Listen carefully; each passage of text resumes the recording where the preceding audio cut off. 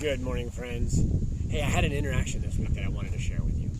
Someone this week said, "Hey, can I pray for you?" Now, before I go any further with my story, I'm going to ask you, if somebody said that to you, what would you say? Now, there was a time in my life when I would have said, you know what? I need all the prayer I can get. Absolutely pray for me. But I've learned and I've grown, and I realize that's not necessarily the best course. Let me share with you why. So she asked me, she says, "Can I pray for you?" And I said, who would you be praying to? She goes, "Well, I know exactly who I'd be praying to. I'd be praying to the Lord, the healer, the friend, the one who is most powerful." And it gave me pause. I said, okay. Then I said, "Why would you want to pray for me?" She says, "Because it's come to my attention that prayer is the greatest gift I can give another human being." Okay, I see what you're saying.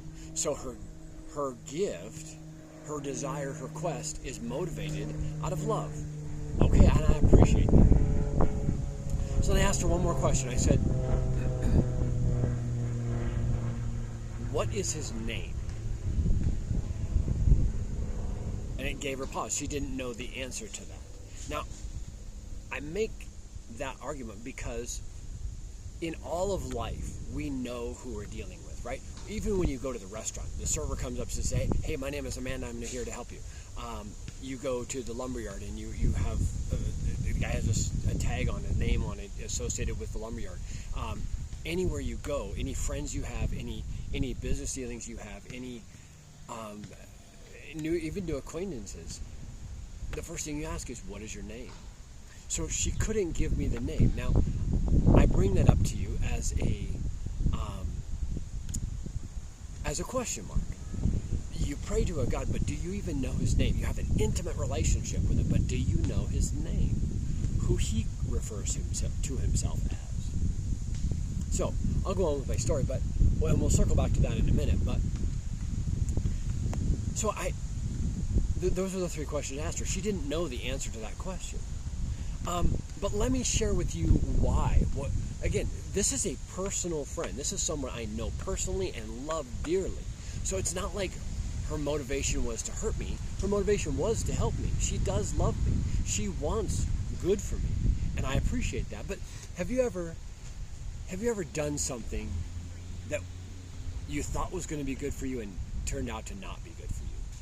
Or have you done something for someone else, even worse, done something for someone else that you thought was good, that would have been great for you in your opinion, and it turned out to be just terrible for the other person? I have. The joke goes, there's two men, and they're striving to get up this mountain. They're climbing this hill, and it's arduous, it's difficult, and they're breathing hard, and they finally get up to the top of the mountain, and one guy's bending over, breathing heavy, trying to catch his breath, and the other guy goes, "Nice job," and he pushes him over the cliff. He meant well. He wasn't trying to hurt him, but you get the idea.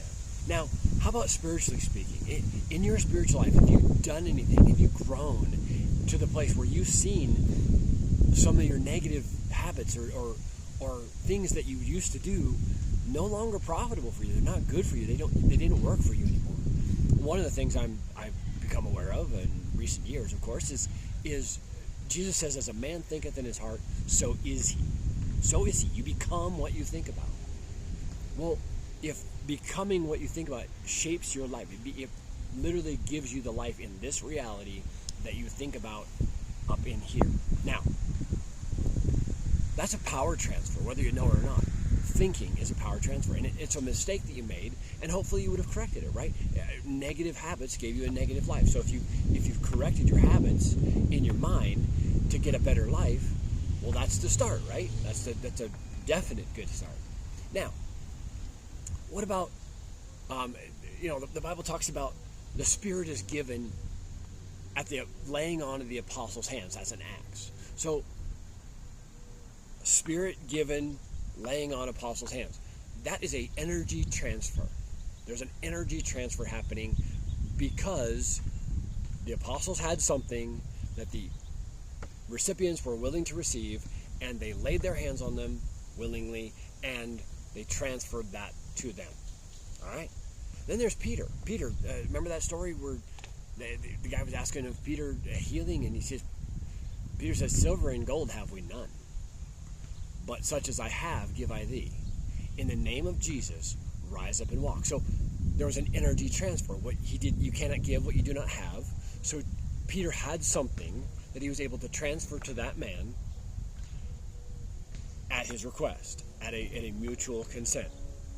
Then there's the 7 sons of Sceva. Remember, that's also in Acts. It was the 7 sons of Sceva were out taking care of business, right? There's these demon-possessed people, and they're going to go take care of it, right? So they go, in the name of Paul, or in the name of Jesus, whom Paul preaches, we command you to come out.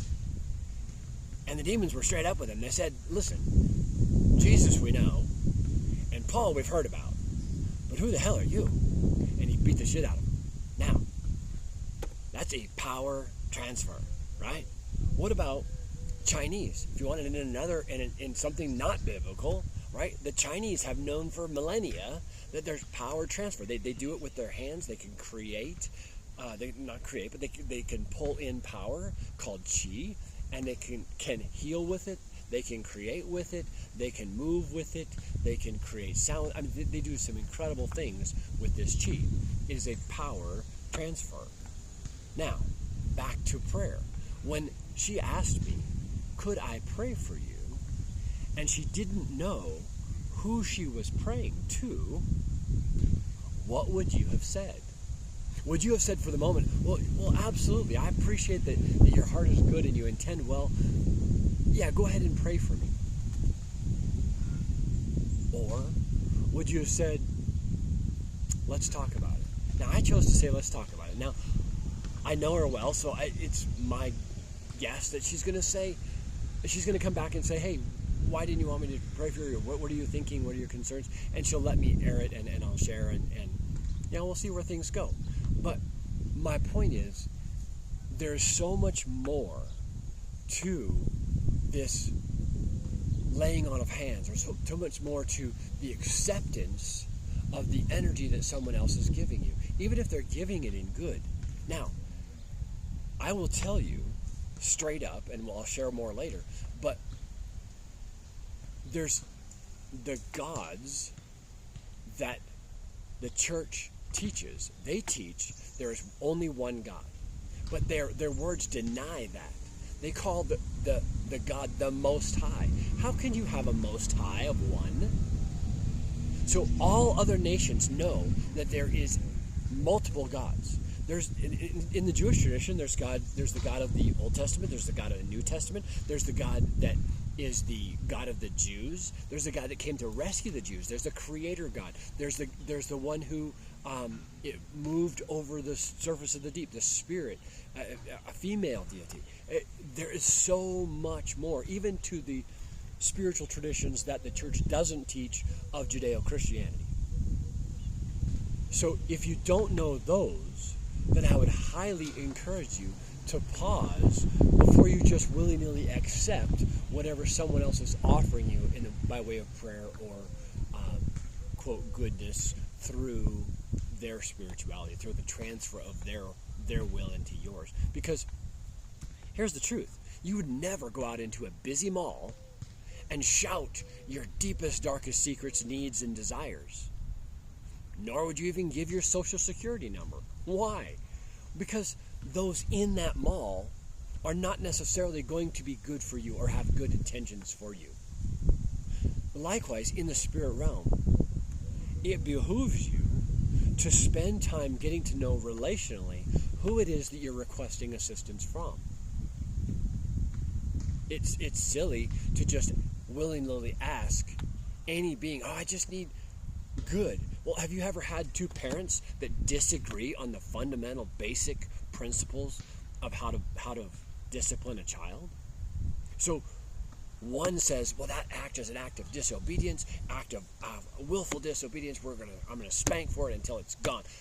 I'm gonna just absolutely hammer it out of them.